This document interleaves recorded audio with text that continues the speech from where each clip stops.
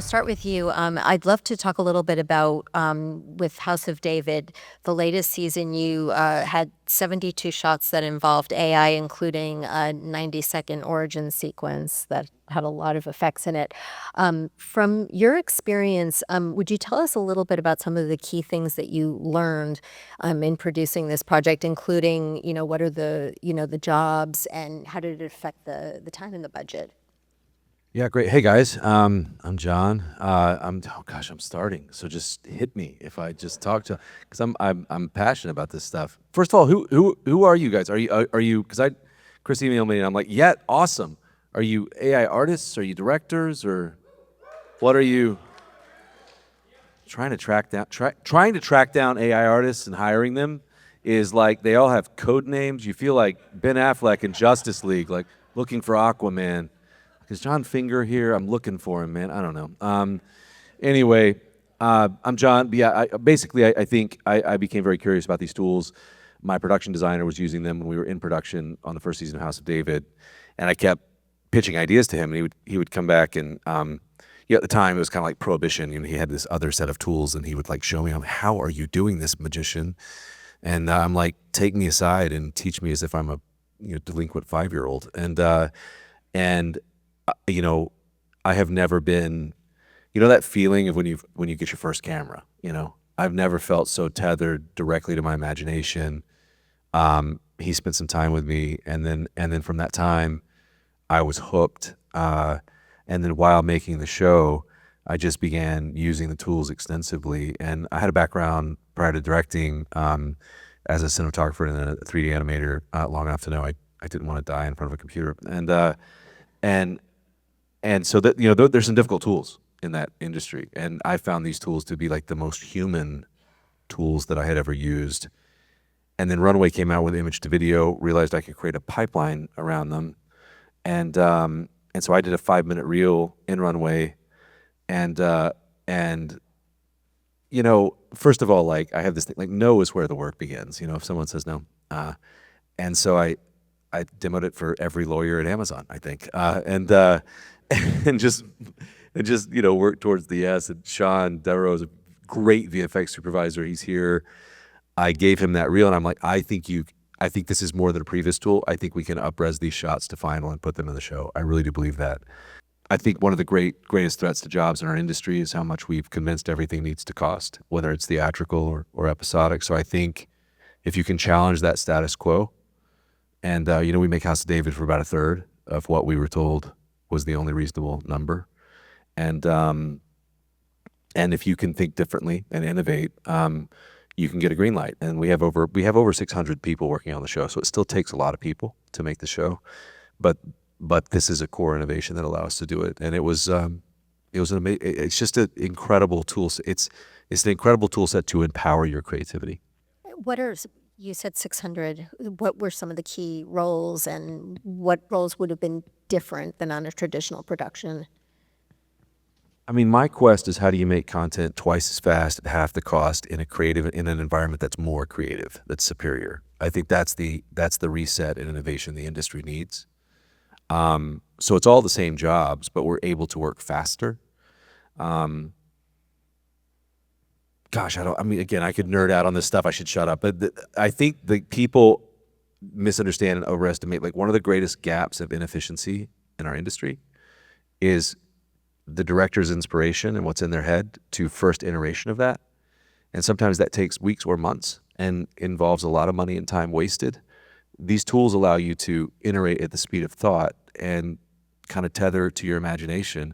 So it's all the same jobs, but you're working faster and you're punching above your weight and able to do things that you could never otherwise afford. So again, I think the other way to look at it is it's going to make productions that couldn't get a green light, green lightable, and that is going to employ a lot of people that would otherwise not have jobs. And so I think this tool set actually is going to save jobs and create a lot of new ones. Michael, Lionsgate formed a relationship with Runway, and you've been testing. Could you tell us a little bit about some of the key findings that you've learned so far? I would say, that, as Jon said, the goal is you're making higher quality content for lower prices, and also at the same time creating a bunch of jobs that didn't exist otherwise. And we're making movie and television shows that wouldn't have been made otherwise because we can get this quality output.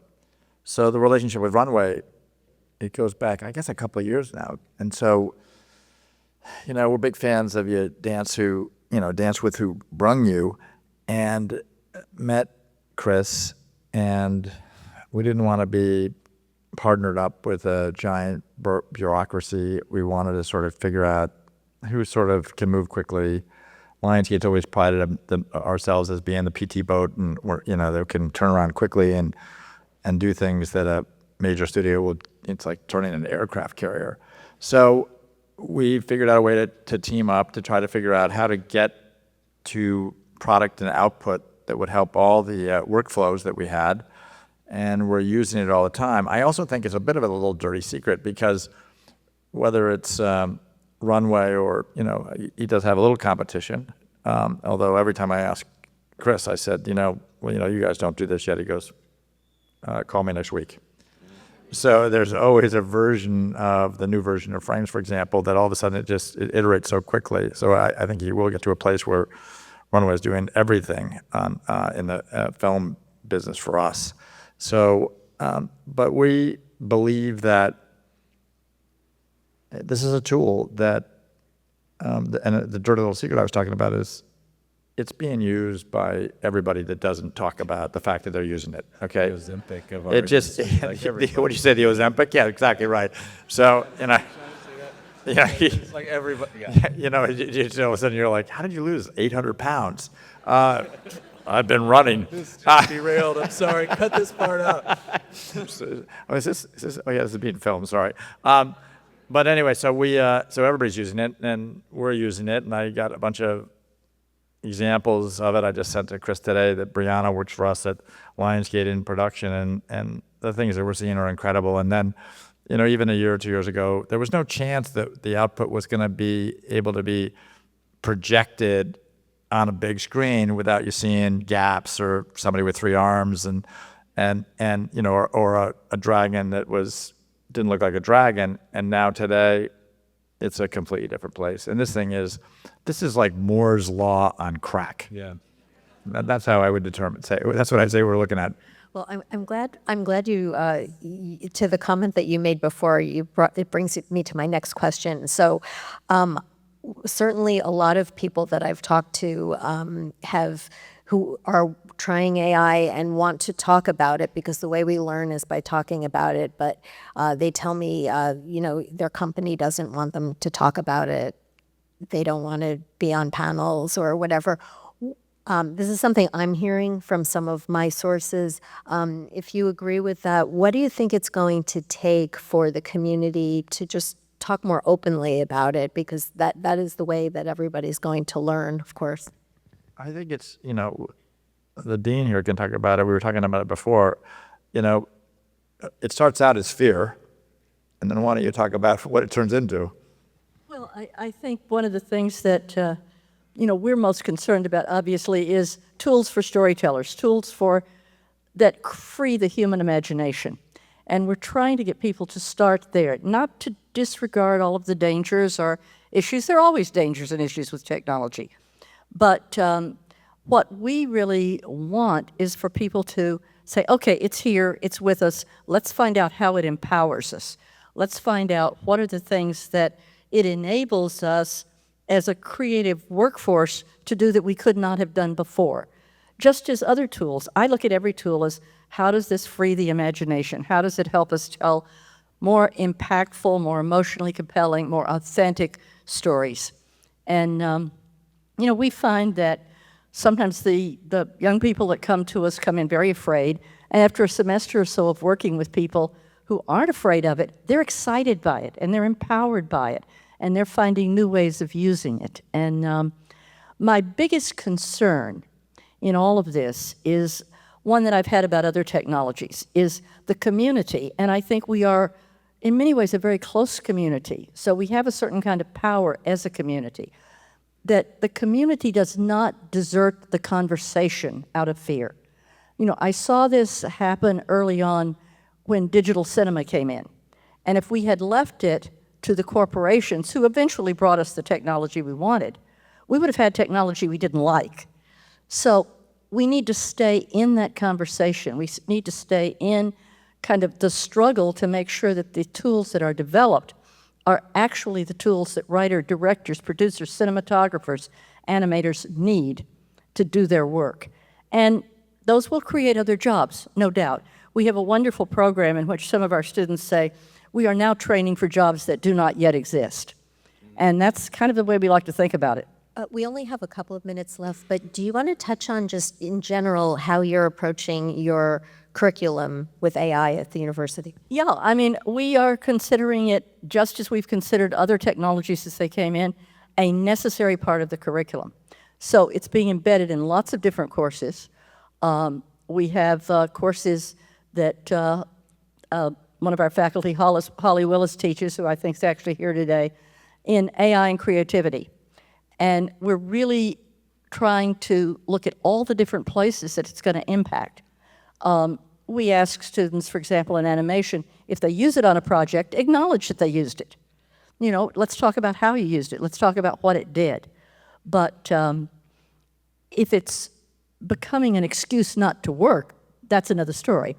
But if it's an excuse to power something you're doing, then we want them to use it. We want them to explore it. And we want to learn with them. That's what you usually do with the next generation. You learn with them. And you're doing some work right now with the Entertainment Technology Center. Yes, well, we have this wonderful research arm. It's not like most university research. It's really a practical organization. The CTOs of all the studios are on the board, a number of other companies. And the idea is to address the things that are of most concern to our industry. And certainly AI, virtual production are all those. And we have developed a tool for creators that we will announce shortly. We haven't yet, but we're very excited about it because the writers that we've shown it to are excited about it as a way of a tool that is really there for the writer to help them, not to replace them. So Stay tuned. Stay tuned.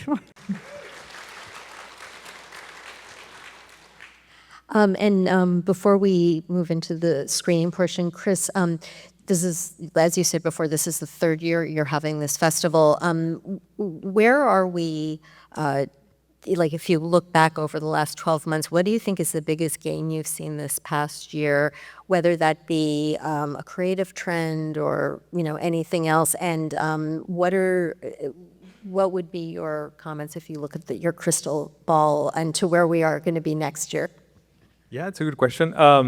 I think for me, the best reflection of the progress we made is this. It's how important this has become to many. It's like hearing from the actual artists and the actual creative minds using it.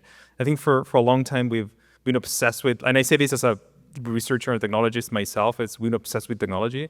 We only hear about models and progress and AI, but we don't hear this. So what I'm most excited, to be honest, is that you all are here. You're all like looking to see and watch and feel these stories and hear from the people who are actually using it. I think that for me is the biggest like improvement we've done, and hopefully we can do way more of this all over the world. Okay. I think we're out of time, so thank you. Thank you, everyone. Thanks for having us. Thank you, guys.